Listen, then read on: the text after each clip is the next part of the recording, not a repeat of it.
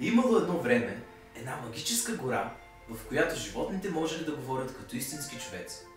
Там живеели всякакви животни, но нашата история следи две малки зайченца, които били най-добри приятели. Имената им били Зъблю и Пухчо. В един слънчев ден припкали двете зайченца в търсене на нови игри и пристигайки в една огромна поляна, Зъблю спрял и погледнал сериозно напред. Що чете, бача? Аз измислям. Да подал Зъблю на Пухчо едно устройство с голям червен бутон на него. Очудил се Пухчо, но преди да успее да каже нещо, Зъблю го прекъснал. Взреви патката. Пухчо погледнал напред и осъзнал, че наистина в далечината стои един пъток, забързан за един дънер и имало няколко пръчки динамит около него. Пухчо осъзнал, че в ръката си държи детонатор и започнал да се панира и да трепери с лапички. Но Зъблю как? Взреви патката. Как? Защо? Ако не натиснеш бутонът, ти си следващия. Но Зъблю, защо? Взреви патката!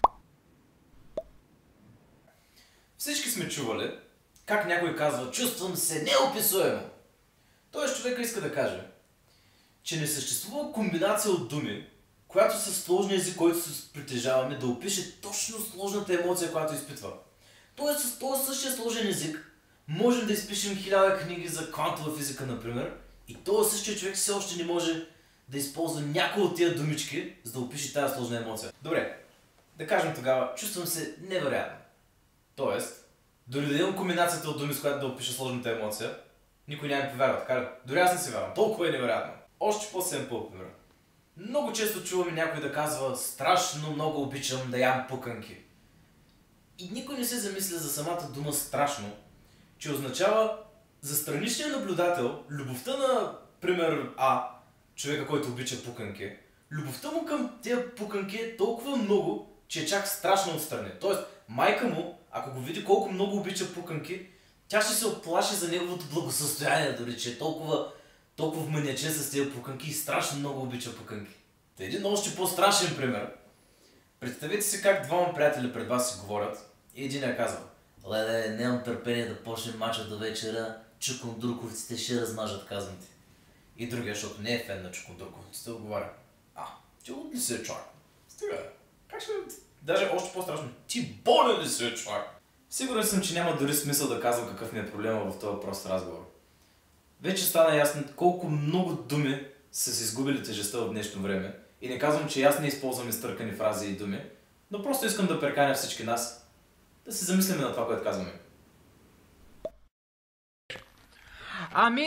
Благодаря, че гледахте моя клип и аз сега като един истински влогър искам да ви дам накрая един туториал как се ползва YouTube. Значи, така като отворите клипа и тук долу има един червен бутон, той ще пише subscribe. Той ще ви позволи да се абонирате за моите клипове и така всеки път като кача нов клип, той ще ви го покаже на стената и ще може да го гледате веднага. Също така, ако натиснете тук лайк под него, има едно палче нагоре, можете веднага да ми кажете дали ви е харесал клипа или не ви е харесал, така аз ще знам какво повече да снимам или какво да не снимам. И надолу има секция с коментари, където можете да ми дадете мнение или да ми кажете точно какво сте мислили за клипа или какво точно искате да отговорите на това, което аз съм попитал. Ако все още има нещо, което не съм се сетил, аз ще го добавя тук в описанието, което е също добър туториал, защото има информация за клипа, който съм...